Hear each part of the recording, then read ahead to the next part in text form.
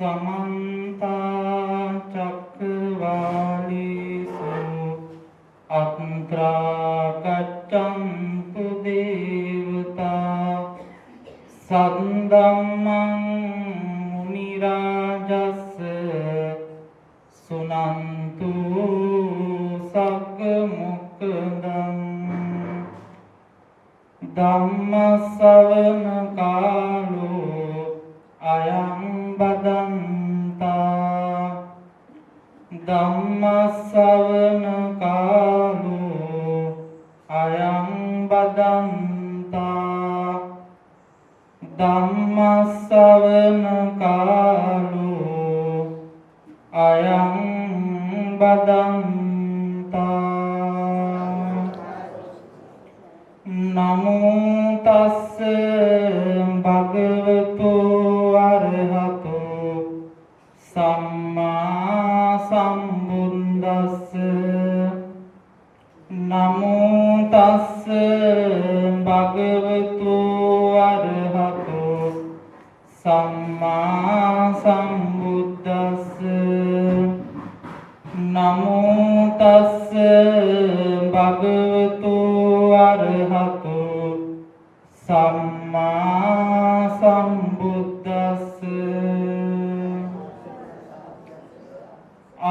අභින්තරේත කල්යාණී පාපා චිත්තං නිවාරේ දං දං හි කරෝතු පුඤ්ඤං පාපස්මින් රමති මනෝති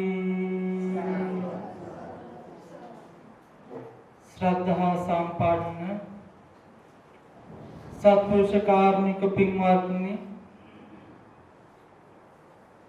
උතුම් දුරුතුපුර පසළොස්වක පොහොය දවසේදී පින්වත් සෑම දෙනාම දහවල් යාමේ සූදානම් වී සිටින්නේ ශ්‍රී සද්ධර්මය ශ්‍රවණය කිරීමටයි. එනිසා පින්වත් හැම දෙනාම දහම් ගෞරවය උපදවාගෙන මේ ධර්මයේ මනමින් ශ්‍රවණය කරන්නට ඕනේ. අද මම ධර්ම දේශනාව සඳහා මාතෘකා කරගත්තේ ධම්මපදයේ පාප වර්ගයේ එන පළවෙනි ගාථාව. මේ ගාථාව තමයි අභිත්තරේත කල්යාණී පාපා චිත්තං නිවාරේ දන් ධම්මි කරෝතෝ පුඤ්ඤං පාපස්මින් රමති මනෝ කිය. අභිත්තරේත කල්යාණී කල්යාණී කියන්නේ යහපත් දේවල් වලට. අභිත්තරේත කල්යාණී යහපතේ යෙදෙන්න.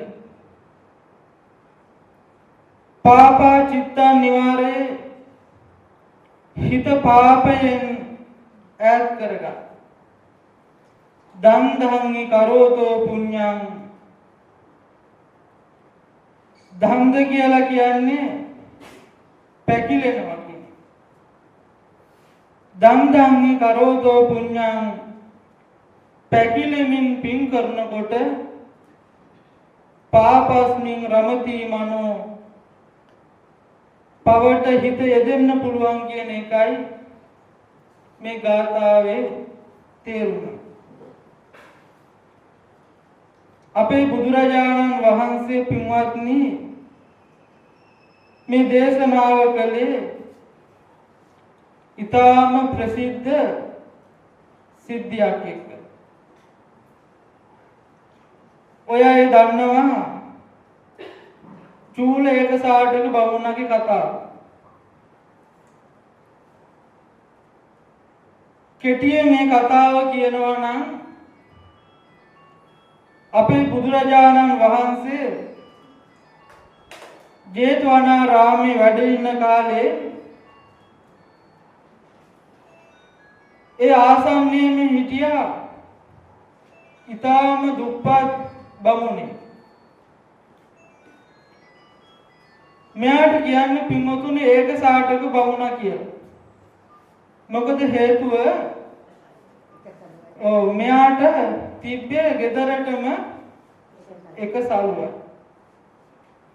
භාර්යාවට එවැගේම බමුණට කරේ දාගෙන යන්න තිබ්බේ පින්වතුනි එකම සල්ුවක්. ඉතින් දැන් මේ දෙන්නම ඊටාම ශ්‍රද්ධාවන්තයි. බණහන්න බොහෝම කැමති. නමුත් බණහන්න බුදුහාමුදුරුවෝ ළඟට යන්න විදිහක් නැහැ. බමුණටයි බැමිණියටයි එකම සල්ුවක් තියෙන නිසා. එනිසා මේ දෙන්නා සාකච්ඡා කරලා සම්මුතියකට ආවා. ස්වාමියා රාත්‍රී කාලේ බණහන්න යනවා.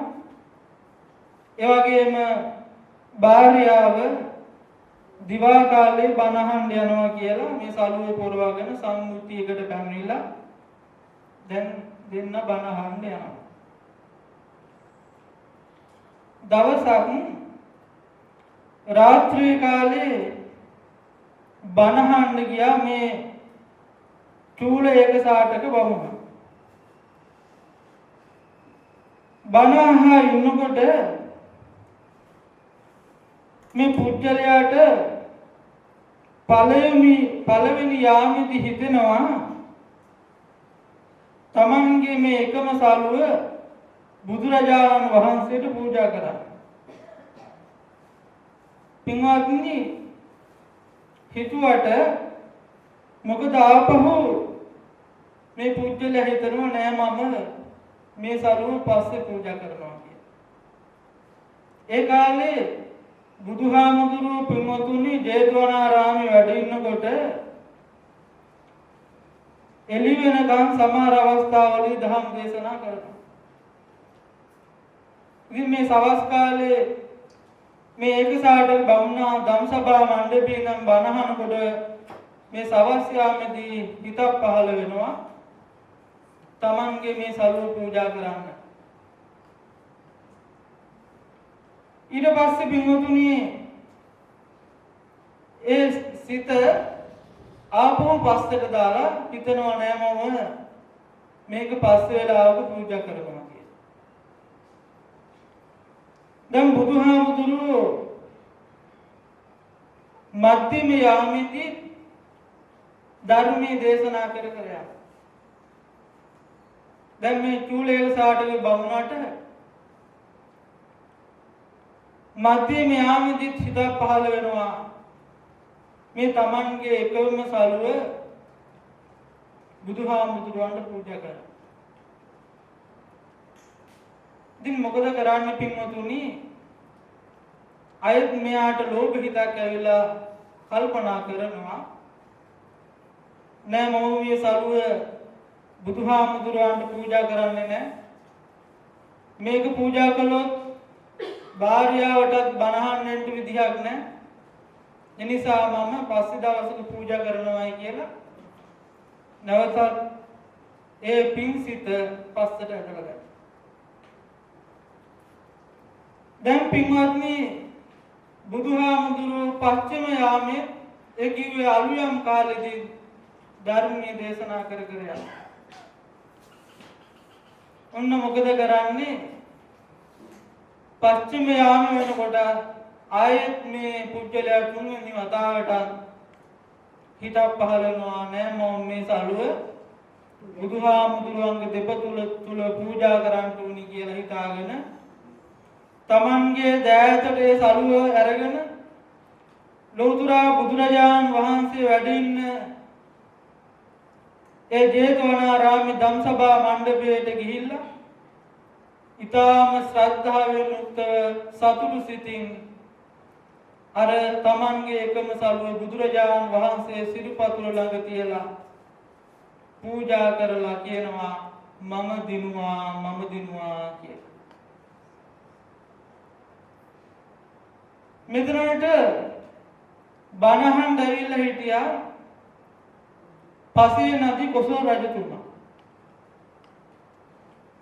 බණහන් දැවිලා හිටියට පස්සේ දැන් මේ පුරුෂයා මේ එකසාටක බමුණා සන්තෝෂයෙන් යුක්තව මේ පිළිබඳ ප්‍රකාශය මේ රජුවන්ට ඇහෙනවා මම දිනුවා කිය. බණහන් දාපු රජතුමාට ලොමුට හැගෙනීමක් ඇති වුණා. ඇයි පින්වතුනි රජුව කල්පනා කළා මේ පුරුෂයා මගේ රාජ්‍ය අල්ලගන්න තමයි දැන් මේ මාව වට කරගෙන ඉන්නේ කියලා එකපාරටම බයටපත් වුණා. රාජපුරුෂයෙක්ට කතා කරලා කියනවා අන්න අර පුජ්‍යලයා මම දිනුවා කියලා කෑ ගහන මොකද පොඩ්ඩක් බලන්න කියලා කියනවා. ඒ අවස්ථාවේදී මේ රජුවන්ට දැනගන්න ලැබුණා තමන්ගේ මේ එකම සලුව බුදුරජාණන් වහන්සේට පූජා කරලා ඒකෙන් හටගත් ශ්‍රද්ධාව නිසායි මේ මම දිනුවායි කියලා සතුටින් ප්‍රකාශ කරන්න කියලා රජුවන්ට දැනගන්න ලැබුණා. රජුව මේක දැකලා රාජපුරුෂයෙක්ට කියනවා සලු දෙකක් කියන්න කියලා. මේ සලු දෙක ඒකසාටක බමුණට දුන්නාට පස්සේ කියනවා මේ සලු දෙක අරගෙන ඔබටත් ඔබේ භාර්යාවත් සතුටින් ජීවිතය ගත කරන්න කියලා රජුරුව කියනවා. මේ සලු දෙක ගත්ත ඒකසාටක බමුණ මොකද කරන්නේ නැවත වතාවක් ඒ සලු දෙකම බුදුහාමුදුරුවන්ට පූජා කරනවා. ඊට පස්සේ රජුරුව සලු දෙක හතරක් දෙනවා. 8ක් දෙනවා 32ක් දෙනවා. මේ විදියට දෙන හැම සල්ුවම බුදුරජාණන් වහන්සේට පූජා කරනවා. රජුරෝ කල්පනා කළා දෙන හැම සල්ුවම බුදුහාමුදුරුවන්ට පූජා කරනවා. ඉන්නකො මම හොඳ වැඩක් කරන්නම් කියලා රජුරෝ කල්පනා කරනවා මේ මම අඳින රාජ වස්ත්‍ර රාජපිලි දෙකක් ගෙන්නලා මිල අධික ඒ කාලේ පින්වතුනි රජවරු සිටුවරු අඳින ඒ වෙනම පිලි වර්ගයක් තියෙනවා කසීසක්. ඉතින් මේ කසීසලු දෙකක් ගෙනල්ලා මිල අධික කසීසලු දෙකක් ගෙනල්ලා දෙනවා එකක් ඔබට අනිත් එක ඔබේ භාර්යාවට කියලා. රජුව හිතුවා හරි දැන් මේ සලු දෙක අරගෙන ලෝභ හිතක් ඇති කරගෙන මේ දෙක තියාගනි කියලා රජුව කල්පනා කරලා දෙනවා. ඊට පස්සේ මොකද කරන්නේ මේ සලු දෙක අරගෙන ගිහිල්ලා එක සලුවක් බුදුරජාණන් වහන්සේ වැඩ ඉන්න තැන ගඳ කිලියේ වියනක් හැටියට බඳිනවා. අනිත් සලුව ගෙනිහිල්ලා භික්ෂුන් වහන්සේලා දන් වළඳන දානශාලාවේ වියනක් හැටියට සකස් කරලා මහා සංඝ රත්නයට පූජා කරනවා. ඉතින් රජුරෝ දවසක් බුදුහාමුදුරුවෝ හම්බෙන්න ගිය අවස්ථාවේ දැක ගන්නට ලැබෙනවා මේ බුදුරජාණන් වහන්සේට ඉහළින් අර තමන් ඒකසාටක බමුණට දුන්න සරුව බුදුහාමුදුරුවන්ට වියනක් හැටියට සකස් කරලා පූජා කරලා තියෙනවා. අන්තිමේට මේ රජුරෝ කල්පනා කරනවා මේ තරම් හිත දිනපු මිනිසෙක් මම දැකලා නැහැ. මේ පුරුෂයා ඉතා හොඳ ශ්‍රේෂ්ඨ පුරුෂයෙක්. ඒ නිසා මම මෙයාට හැම වර්ගයකින්ම 4 බැගින් එයාට ජීවිතයට අවශ්‍ය කරන ඒ දැසි 16 ඒ වගේම අශ්වය ගවය ඒ විදිහට සබ්බ චතුක්ක කියලා එකට කියන්නේ. සියල්ලෙන් හතර බැගින් හැම දෙයක්ම දීලා මේ ඒකසාටක බමුණා සිටු තනතුරකට තබනවා. සිටු තනතුරකට පත් කරනවා. ඉතින් බුදුරජාණන් වහන්සේ දේශනා කරනවා මෙන්න මේ කතාව දැනගෙන අභිත්තරේත කල්යාණී යහපතේ යෙදෙන්න පාපා චිත්ත නිවාරය හිත පාපයෙන් මුදවා ගන්න දන් දම්හි කරෝතෝ පුඤ්ඤං මේක පින්වතුනි අටුවාවේ විස්තර වන්නේ මෙහෙමයි චික්කල්ල මග්ගේ ගච්ඡන්තෝ විය මඩපාරක යන කෙනෙක් පින්වත්නි කෙලින් යන්නේ නැහැ අරහෙට මෙහෙට හැරි හැරි බල බල මඩ අඩුතෙන් වලින් අඩිය තියා යනවා අන්න ඒ වගේ දන් දෙන්න ලැහැත්ති වෙන අය මොකද කරන්නේ හැරි හැරි පින්කම් කරනවා බුදුහාමුදුරුවෝ දේශනා කරනවා කවමදාකවත් හැරි හැරි පින්කම් කරන්න එපායි කිය. දන් දම්හි කරෝතෝ පුඤ්ඤං හැරි හැරි පින් කරනකොට එහෙමත් නැත්නම් පැකිලි පින් කරනකොට මොකද වෙන්නේ පින්වතුනි පාපස්මින් රමති මනෝ පාවට සිත ඇලෙන්න පුළුවන් කියලා බුදුහාමුදුරුවෝ පින්වා දුන්නා. බලන්න පින්වතුනි එදා අර ඒකසාටක බමුණ අර මොහොතේදී පින්වතුනි ලෝභ සිතුවිල්ලක් ආවන අර දාන සිතුවිල්ල යටපත් කරගෙන මොකද වෙන්නේ පින්වතුනි ඒ පුජ්‍යලයාට එළි වෙලා ආපහු ගෙදර යන්න වෙනවා. එහෙම ලෝභ සිතුවිල්ලක් ඇවිල්ලා එහෙම ගෙදර ගියා නම් පින්වතුනි එතෙන්ට බණ අහන්න ආපු තවත් එක උපාසක මහත්තයෙක් විතරක් වෙනවා. පැකිලෙන්නේ නැතිව තමන්ගේ එකම සලුව බුදුහාමුදුරුවන්ට පූජා කළා. ඒ වගේම රජුරෝ දෙන හැම සලුවක්ම බුදුරජාණන් වහන්සේට පූජා කළා. පැකිලි පින් කළේ නැහැ. අන්න පැකිලි පින් කරපු නැති නිසා අර ඒකසාටක බමුණා සිටු තනතුරකට පත් වෙනවා. එනිසා පින්වත්නි බුදුදහම පැහැදිලි කරන්නේ මෙන්න මේ පින පව හඳුනාගෙන පිනට පවට අදාළ මානසික තත්වයන් හඳුනාගෙන කටයුතු කිරීමේ වැදගත්කමයි අපි හැම කෙනෙක්ම කළ යුතුයි.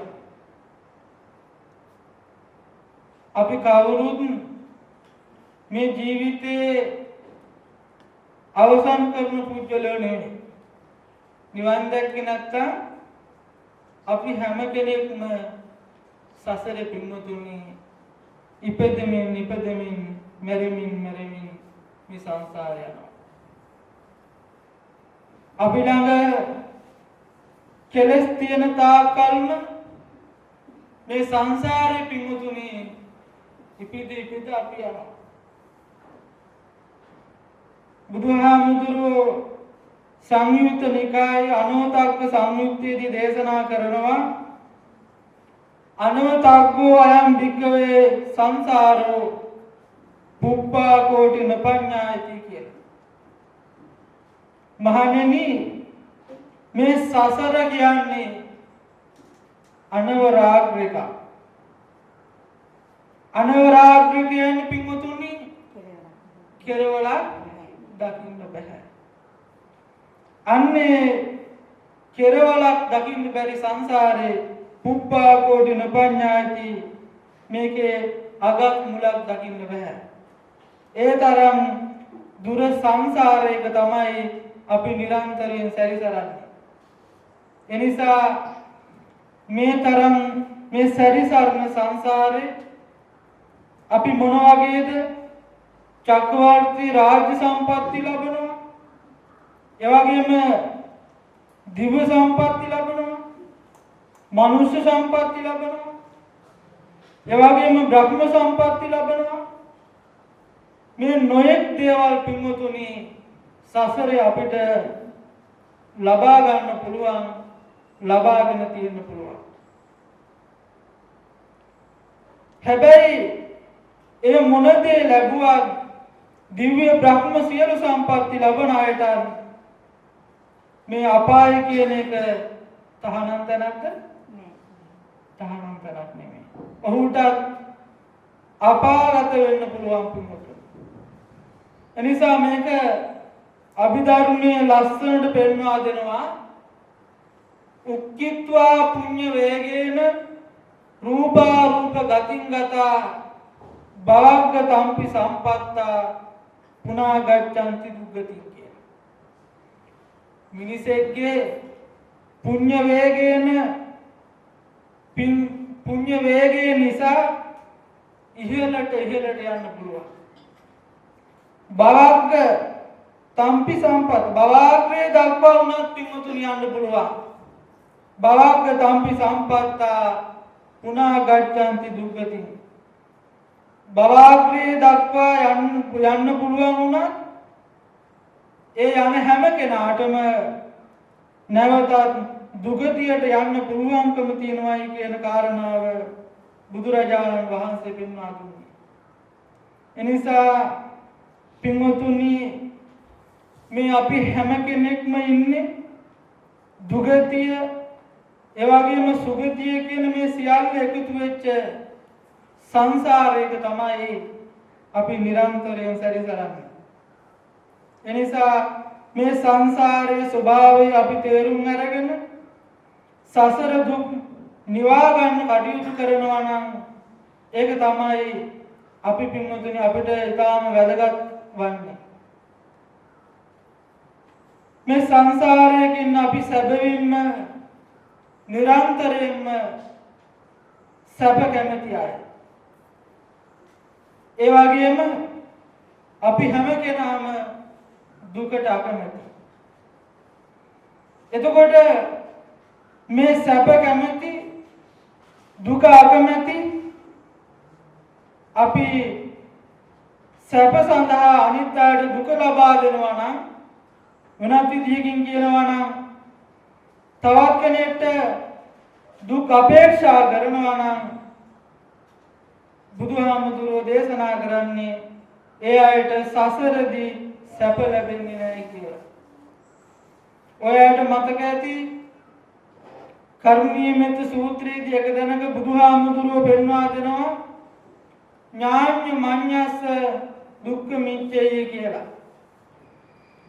අඤ්ඤෝ අඤ්ඤස්ස දුක්ඛං ඉච්ඡය.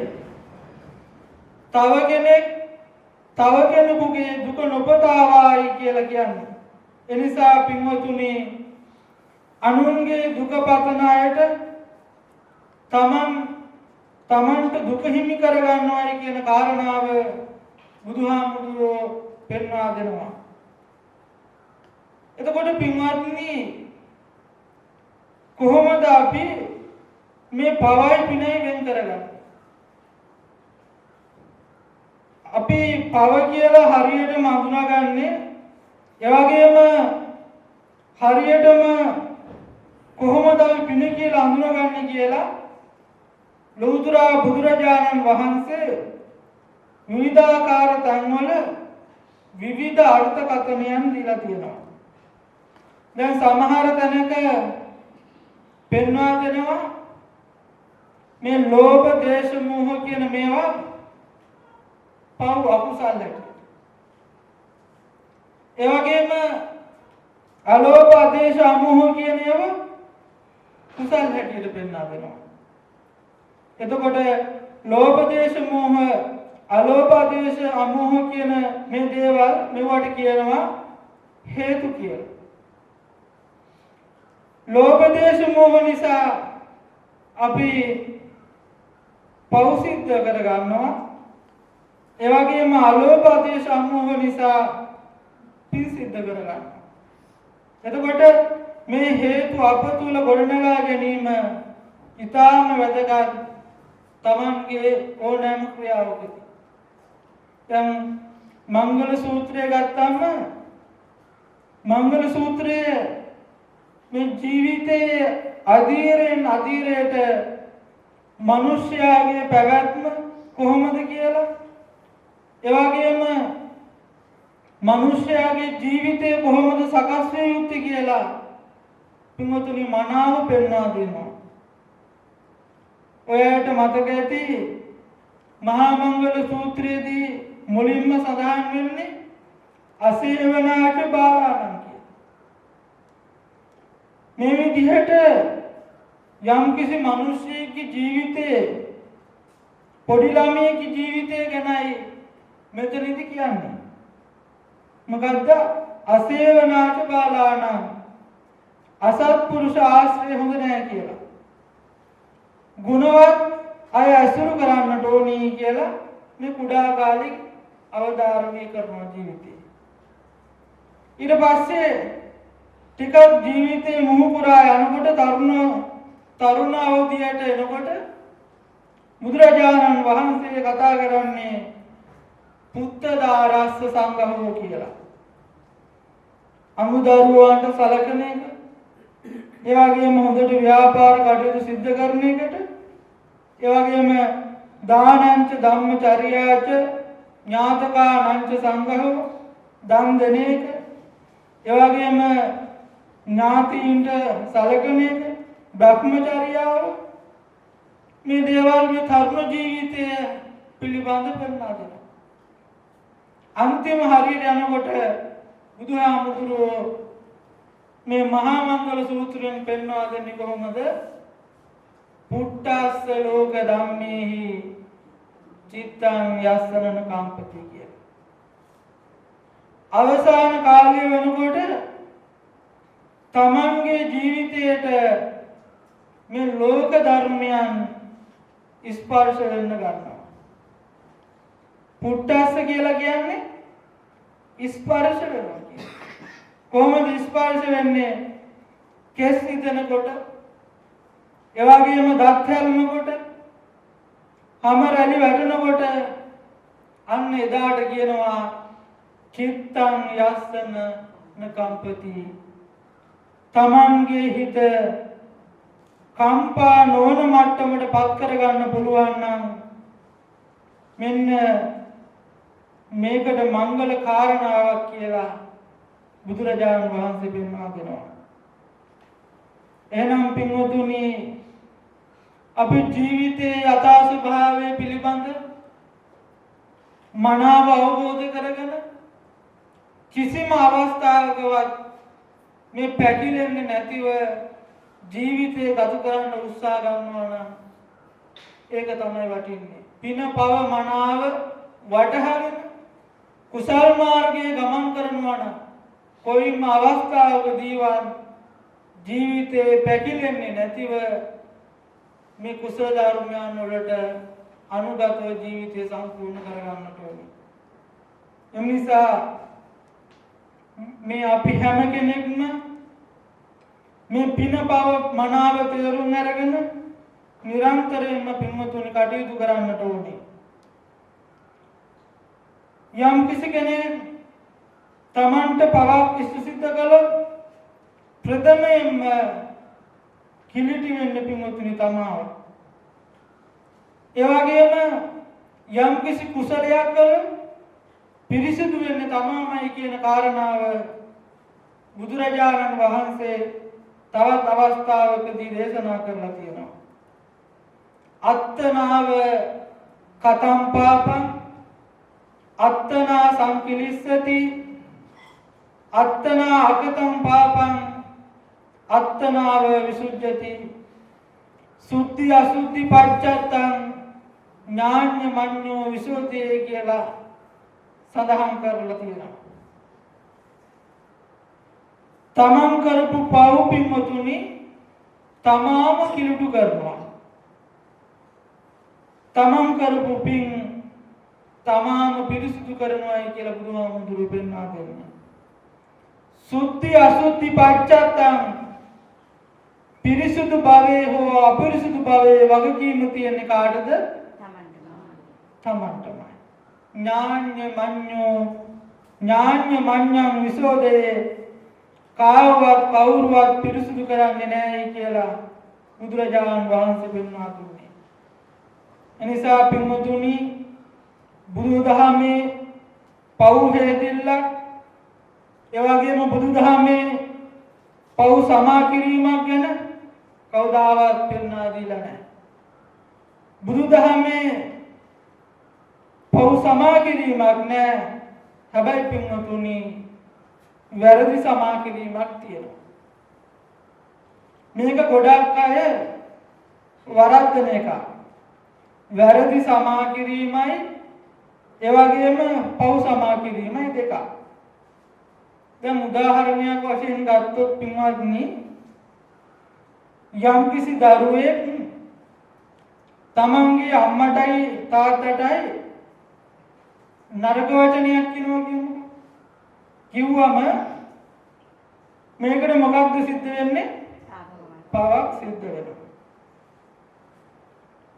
පහවදා ගිහිල්ලා මේ පුතා අම්මට වැඳලා කියනවා අනේ අම්මේ මට සමා වෙන්න මම අම්මට නරක දෙයක් කිව්වට කියලා අම්මගේ සමාව ගන්නවා. මොකද කරන්නේ පින්වතුනි අම්මා සමාව දෙනවද නැද්ද? සමාව දෙනවා. වැරද්දට සමාව දෙනවා. දැන් පින්වතුනි පුතාට සමාව හම්බ වෙනවා. හැබැයි පවට සමාව හම්බ වෙනවද? පවට සමාව හම්බෙන්නේ නැහැ. පැහැදිලිවම පින්වතුනි කරපු පවට නෙමෙයි අම්මා සමාව දෙන්නේ. මොකේදද? කරපු වැරද්දට. වැරද්දට සමාව ගන්න වෙන දෙයක් නිසා නෙවෙයි. අච්චයන් අච්චේතෝ දිස්වා යතා ධම්ම පතිකරෝ. වැරද්ද වැරද්දක් හැටියට දැනගෙන ආපසු නොකරන්නයි වැරද්දට සමාව ගන්න. එහෙම නැතුව පව් Tamanට කවදාවත් නැති වෙන්නේ නැහැ. එනිසා අපි හොඳට සිහිය තියාගන්නට ඕනි බුදුදහමේ කවුරුවත් පව් වාර ගන්න කෙනෙක් එහෙම නැත්නම් පව් සමා කර ගන්න කෙනෙක් පව් හොදන කෙනෙක් පිළිබඳව කවදාවත් පින්වතුනි බුදුදහමේ කතා කරන්නේ නැහැ. එනිසා අපි හොඳ ආකාරව තේරුම් ගන්නට ඕනි මේ බුදු සමයේ තියෙන ඉගැන්වීම් සියල්ලක්ම ගත්තොත් එහෙම ඒ සියල්ලක්ම තියෙන්නේ තමන්ගේ විමුක්තියේ වගකීම් කරුවා කවුරු හැටියටද? තමන් හැටියටමයි කියන්නේ. තමන්ගේ විමුක්තියේ වගකීම් කරුවා තමන්මයි. එනිසා තමන් කරන හොඳ තමන්ට සැප ලබා දෙනවා වගේම තමන් කරන නරක තමන්ට දුක් ලබා දෙනවායි කියන කාරණාව බුදුරජාණන් වහන්සේ පෙන්වා දෙන්නේ. එතකොට සැප හෝ දුක පිළිබඳ වගකීම තියෙන පින්වතුනි තමන්ටමයි. ඒකයි බුදුරජාණන් වහන්සේ පෙන්වා දුන්නේ අත්ථ දීපා විහෙරත භික්ඛවේ අත්ථ සරණා න අඤ්ඤ සරණා කියලා. තමන්ගේ දීපය තමන් වෙන්න කිව්වා. දීපය කියන්නේ මොකේදද? පහනට. අත්ථ සරණා තමන්ගේ සරණ තමන්ට වෙන්න කිව්වා. න අඤ්ඤ සරණා කාගේවත් සරණක් බලාපොරොත්තු වෙන්න එපයි කියන කාරණාව බුදුරජාණන් වහන්සේ පෙන්වා දුන්නා. එනිසා පින්වත්නි දවසක් බුදුහාමුදුරුවෝ පිරිනුවන් පාන්න හදන වෙලාවේදී පුතග්ජන භික්ෂුන් වහන්සේලා හඬා වැළපෙන්න පටන් ගත්තා. ඒ වගේම රහතන් වහන්සේලා දහම් සංවේගය ඇති කරගෙන කටයුතු කළා. ඔය අතරේ පින්වතුනි ධම්මාරාම කියලා හාමුදුරු කෙනෙක් හිටියා. මේ හාමුදුරුවෝ අඬන කොටටත් නැහැ. ඒ වගේම බලාගෙන ඉන්න කොටටත් නැහැ. ධම්මාරාම හාමුදුරුවෝ ගිහිල්ලා මොකද කළේ? භාවනා කරන්න පටන් ගත්තා. උන්වහන්සේ ගිහින් භාවනා කරනවා. මෙන්න මේ අතරේ හිටියේ එක හාමුදුරු කෙනෙක් බුදුරජාණන් වහන්සේ ළඟට ඇවිල්ලා කියනවා ස්වාමීනි බලන්න ඔබ වහන්සේ පිරිනුවන් පාන්න යන වෙලාවේ අන්න ධම්මාරාම ගිහිල්ලා ධම්මාරාමේ වැඩක් කරනවා. උන්වහන්සේ ගිහිල්ලා භාවනා කරනවායි කියලා බුදුහාමුදුරුවන්ට කියනවා.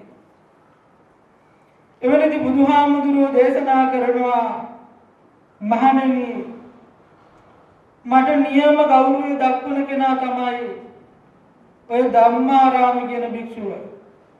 මොකද හේතුව බුදුහාමුදුරුවන්ට නියම ගෞරවය දක්වනවා කියන්නේ බුදුහාමුදුරුවන්ගේ වටේ ඉඳගෙන මල් ගන්ධ වියලුම් ඉරිහියා ඉන්නවට වඩා ඊට වඩා වැදගත් පින්වතුනි මේ ආධ්‍යාත්මික සංහිඳියාවක් සඳහා කටයුතු කරන එක.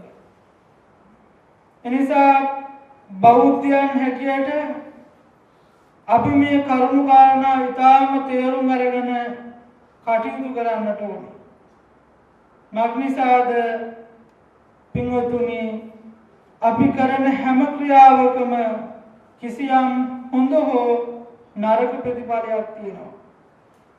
එනිසා හොඳ දේවල් කළාට අපිට පින්වතුනි කවමදාකවත් නරකක් වෙන්නේ නැහැ. බුදුහාමුදුරුවෝ පෙන්වා දෙනවා පිනට බය වෙන්න එපායි කියන කාරණාව. මා පුඤ්ඤස්ස බායිත් පිනට බය වෙන්නට එපා. හැබැයි බුදුහාමුදුරුවෝ පෙන්වා දෙන්නේ පවට බය වෙන්න කියලා.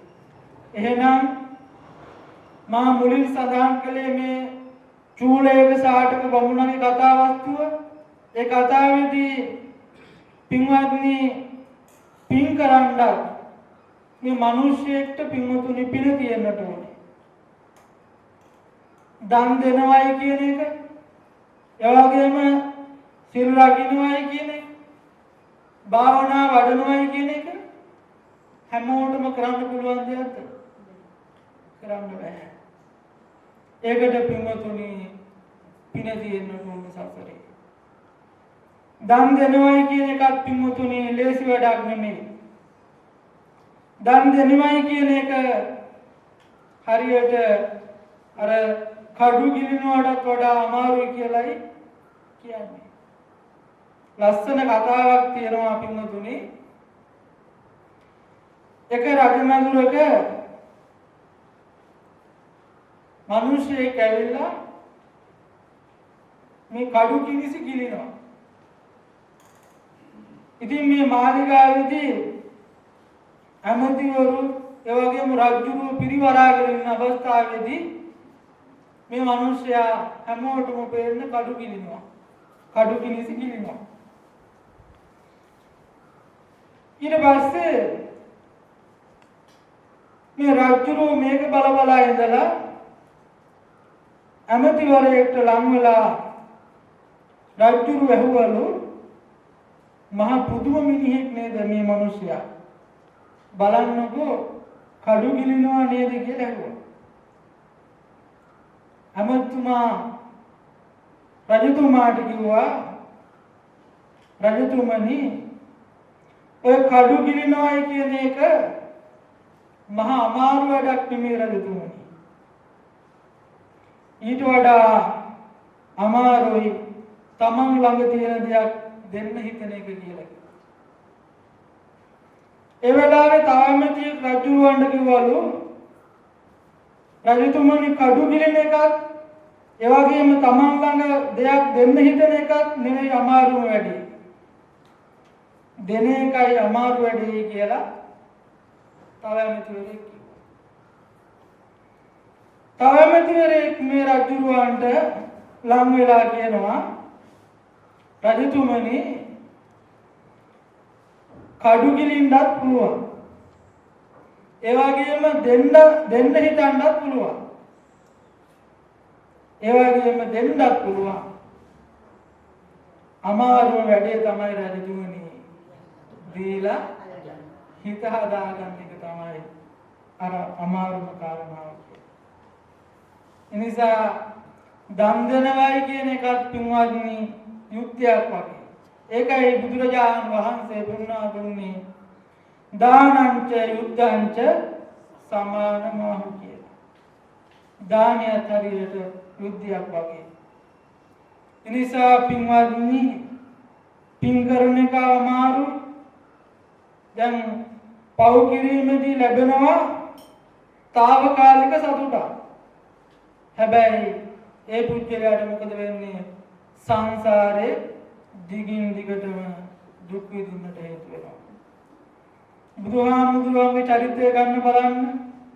බුදුහාමුදුරුවන්ගේ චරිතයට විවිධ දෝෂා දර්ශන, එවාගෙම ලෙඩ රෝග, පින්වතුනි සංසාරේ කරපු අකුසල් යම් දේවල් බලපාලා ඒ අකුසල් වලට බුදුහාමුදුරුවන්ට මූණ පාන්න සිද්ධ වුණා නම් අපි වගේ පුද්ගලයන්ට පින්වතුනි කවර කතාවද? එනිසා අපි ඊටාම මේ පවට බය වෙලා කුසල ධර්මයන් වල නිරන්තරයෙන්ම කටයුතු කරනවා නම් ඒක තමයි පින්වතුනි අපිට ඊටාම වටින්නේ. එනිසා අද අපි මේ වෙලාවේදී ටිකක් සාකච්ඡා කළේ බුදුහාමුදුරුවෝ ඒකසාටක වහුණගේ සිද්ධියත් එක්ක දේශනා කරපු ගාථා පාඨයෙන් අද දහම් දේශනා කළේ. මොකක්ද පින්වත්නි බුදුහාමුදුරුවෝ දේශනා කළේ අභිත්ත പ്രേත කල්යාණී පාපා චිත්තං නිවාරේ දන්ධං කරෝතෝ පුඤ්ඤං පාපස්මින් රමති මනෝ. අභිත්ත പ്രേත කල්යාණී මහණෙනි දරුවනි යහපතේ යෙදෙන්න. පාපා චිත්තං නිවාරේ හිත පාපයෙන් මුදවා ගන්න. දන්ධං කරෝතෝ පුඤ්ඤං. මෙන්න මෙතනදී තමයි වැඩි අවධානයක් බුදුහාමුදුරුවෝ දේශනා කළේ. කිසිම අවස්ථාවක පැකිලෙන්න එපා. පැකිලුණොත් පාපස්මින් රමති මනෝ. පවට නැඹුරු වන අවස්ථාව වැඩි කියන කාරණාව බුදුරජාණන් වහන්සේ පෙන්වා දුන්නේ. බලන්න පින්වතුනි අද දවසේ නව වර්ෂයක් උදා වෙලා මේ පළවෙනි දුරුතුපුර පසළොස්වක පොහොය දවසේ මේ පින්වතුන්ලා බැරි වෙලාවක් අද පැකිලුණා නම් මේ වටිනා අවස්ථාවට අද සම්බන්ධ වෙන්නේ. එහෙනම් තමන්ගේ ජීවිතේ සතුටු වෙන්න පුළුවන් අවස්ථාවක් මේ ලෝකයේ ඒ වගේම ශ්‍රී ලංකාව මේ වසංගත රෝගයෙන් වෙලිලා තිබ්බා. අද මේ පළාතේම පින්වතුනි මෙහෙම පොහොය වැඩසටහන් කරන මේ ස්ථානයේදී පමණයි. ඒ වාග්ය වාසනාව අද මේ පින්වතුන්ලාට ලැබිලා තියෙනවා. එනිසා මේ පින්වත් හැමදෙනාම පැකිලෙන්නේ නැතිව මේ උතුම් අවස්ථාවට සහාය සම්බන්ධ වෙලා ධර්ම ශ්‍රවණය කරලා භාවනාවන් වඩලා ගුණ ධර්මයන් පුරලා ඊටාම වටිනා ජීවිතේ කවදාවත් අමතක නොවන වටිනා කුසලයක් සිද්ධ කරගන්න වාග්ය වාසනාව ලැබුණා. එනිසා හැම කෙනෙක්ම අද දවසේ අදිෂ්ඨාන ඇති කරගන්න මම අද පටන් යහපතේ යෙදෙනවා. ඒ වගේම පාපයෙන් හිත මුදවා ගන්නවා.